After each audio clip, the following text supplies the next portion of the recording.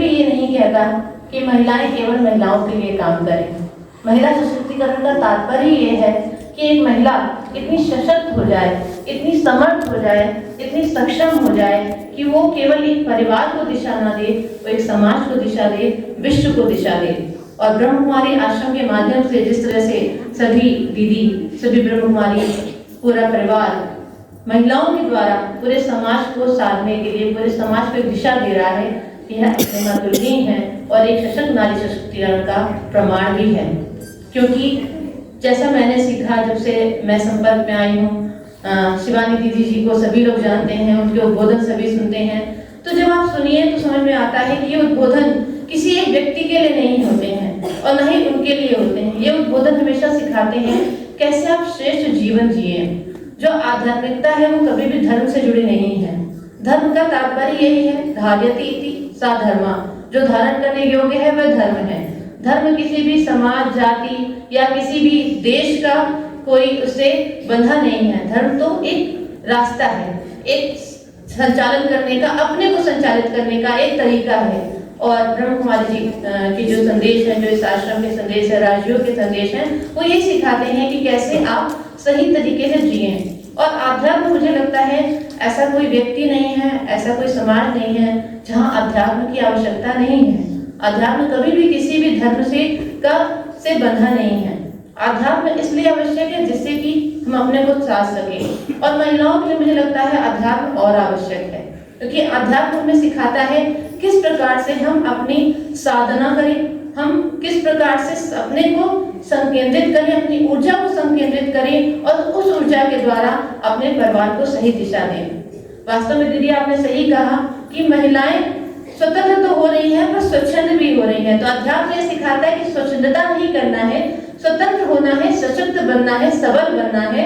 और एक सबलता, एक नारी जब सबल होती है, हमारे महान जो विभूति स्वामी विवेकानंद जी ने भी कहा है और जितने भी महान आत्मा है सबने कहा है कि नारी को सशक्त कर दो, एक माँ को सशक्त कर दो तो समाज अपने आप सशक्त हो जाएगा। क्योंकि अगर नारी अपने आप में सक्षम है, उसके अंदर एक आध्यात्मिक भावना है, तो वो परिवार को बिगड़ने नहीं देगी, परिवार को बिखरने नहीं देगी। वो न केवल अपने परिवार को, संयुक्त परिवार को, समाज को, सबको साथ लेके चलेगी।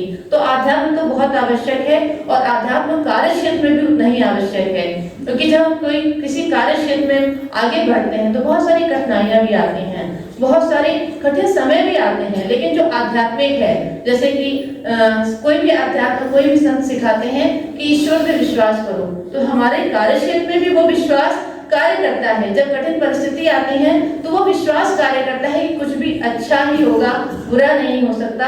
आप केवल सच्ची लगन से, ईमानदारी से उस कार्य को करो। तो निश्चित रूप से अध्यात्म व्यक्तिगत जीवन में और व्यवसायिक जीवन में भी और हमारे कार्य क्षेत्र में भी बहुत आवश्यक है, क्योंकि वो हमें एकाग्रता सिखाता है, सही राह सिखाता है। जैसे माननीय मान सिंह जी ने सिखाया, अभी बताया कि लोगों का भला करो। वास्तव में अध्यात्म यही है कि आप किसी की बुराई ना करो, आप लोगों का भला करो जहां आप हैं, जिस क्षेत्र में हैं। अगर ईश्वर ने आपको इस योग्य बनाया है कि आप एक नहीं अनेक के साथ में हो, आप लोगों के लीडर हो, आप लोगों को नेतृत्व करता हो, तो आपकी जिम्मेदारी और बढ़ जाती है। तब आपको अपने को साधना और ज्यादा आवश्यक हो जाता है। तो ये भी अध्यात्म है और ये अध्यात्म का बहुत बड़ा मंत्र है।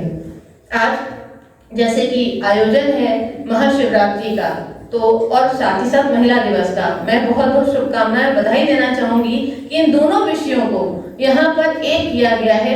महाशिवरात्रि क्या है, हम सभी को पता है, शिव और शक्ति के मिलन का जो दिन होता है वो महाशिवरात्रि है। क्योंकि भगवान शंकर की जो विवाह का जो दिन है उसे महाशिवरात्रि कहते हैं, क्योंकि शिव और शक्ति का मिलन। और भगवान शिव तो हमेशा से ही एक संदेश देते आए हैं कि नारी आप सशक्त हो, सबल हो। साथ ही ये भी संदेश देते आए हैं अर्धनारीश्वर रूप में, इस जगत में दोनों ही पक्षों का संतुलन और सामंजस्य उतना ही आवश्यक है। आज यहाँ पे सभागार में भी जितनी नारियां हैं उतने हमारे पुरुष भाई भी हैं। तो ये सिखाता है, अर्धनारीश्वर स्वरूप ये बताता है कि नारी और पुरुष का सामंजस्य होना आवश्यक है।